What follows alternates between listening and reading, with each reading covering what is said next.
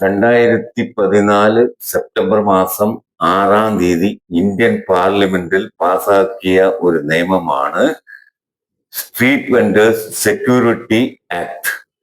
അത് പ്രകാരം ഇന്ത്യയിലെ മുഴുവൻ മുനിസിപ്പാലിറ്റികളിലും കോർപ്പറേഷനുകളിലും തെരഞ്ഞെടുക്കപ്പെട്ട TVC, ടൗൺ വെൻഡിംഗ് കമ്മിറ്റി എന്നൊന്നുണ്ട്.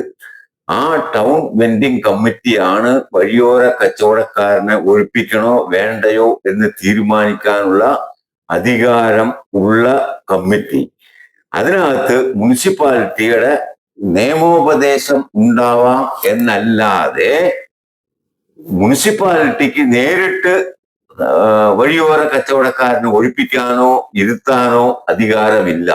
കാരണം ഇന്ത്യൻ ഗവൺമെന്റ് പാസാക്കിയ നിയമത്തിന്റെ അടിസ്ഥാനത്തിലാണ് ഇന്ന് ഇന്ത്യയിൽ ആകമാനമുള്ള മുനിസിപ്പാലിറ്റികളും കോർപ്പറേഷനുകളും പ്രവർത്തിച്ചു വരുന്നത്. അതിന്റെ അടിസ്ഥാനത്തിൽ തെരഞ്ഞെടുക്കപ്പെട്ട TVC, ടൗൺ വെൻഡിംഗ് കമ്മിറ്റി, ആ ടൗൺ വെൻഡിംഗ് കമ്മിറ്റി ആണ് തീരുമാനമെടുക്കേണ്ടത്. അതിനകത്ത് ടൗൺ വെൻഡിംഗ് കമ്മിറ്റിക്ക് ഉപദേശം നൽകാം മുനിസിപ്പാലിറ്റി, അല്ലാതെ മുനിസിപ്പാലിറ്റി നേരിട്ട് നടപടിയെടുക്കാൻ ആ നിയമം അനുവദിക്കുന്നില്ല.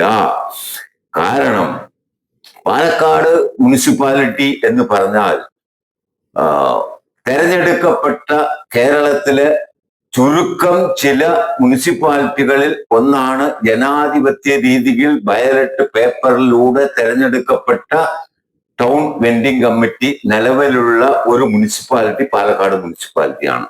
പാലക്കാട് മുനിസിപ്പാലിറ്റി അടുത്ത കാലത്ത് ഒരു കൗൺസിൽ കൂടി തീരുമാനിക്കുകയുണ്ടായി. എൻക്രോച്ച്മെന്റ് നിങ്ങൾ ഒഴിവാക്കിക്കോ, നമുക്ക് പ്രശ്നമല്ല. പക്ഷേ നിയമപരമായി കച്ചവടം ചെയ്യുന്ന വഴിയോര കച്ചവടക്കാരനെ ഒഴിപ്പിക്കാനുള്ള വകുപ്പ് വരണമെങ്കിൽ ടൗൺ വെൻഡിംഗ് കമ്മിറ്റിക്ക് വരണം. ടൗൺ വെൻഡിംഗ് കമ്മിറ്റി അത് തീരുമാനിക്കണം. ടൗൺ വെൻഡിംഗ് കമ്മിറ്റി തീരുമാനിച്ചാൽ ആ തീരുമാനം പ്രാബല്യത്തിൽ കൊണ്ടുവരാം.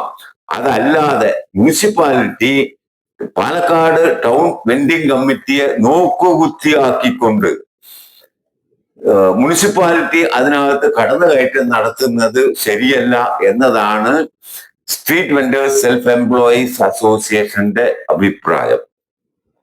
ഇതിനകത്ത് നാളെ പാലക്കാട് മുനിസിപ്പാലിറ്റിയുടെ മുമ്പിൽ നടക്കുന്ന STUവിന്റെ ധർണ, അതിനും ഞങ്ങളുടെ യൂണിയനും തമ്മിൽ യാതൊരു ബന്ധവും ഇല്ല. ഈ സെൽഫ് എംപ്ലോയീസ് അസോസിയേഷന്റെ പ്രവർത്തകർ അതിൽ പങ്കെടുക്കണം എന്നില്ല. കാരണം നമ്മൾ അത് കമ്മിറ്റി കൂടി തീരുമാനിച്ചു.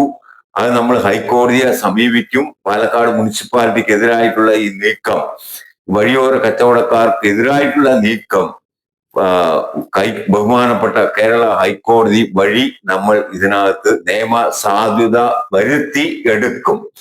കാരണം അത് വഴിയോര കച്ചവടക്കാരന്റെ ജന്മാവകാശമാണ്. കേന്ദ്ര ഗവൺമെന്റ് നിയമം വഴി അവന് കിട്ടിയ ജന്മാവകാശമാണ് അത്.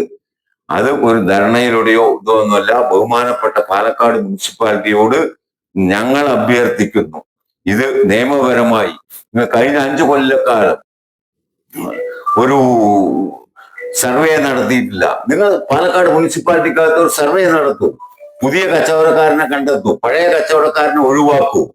ആരൊക്കെയാണോ ഇതിനകത്തുള്ളത് അത് മുനിസിപ്പാലിറ്റിയാണ് തീരുമാനിക്കേണ്ടത്.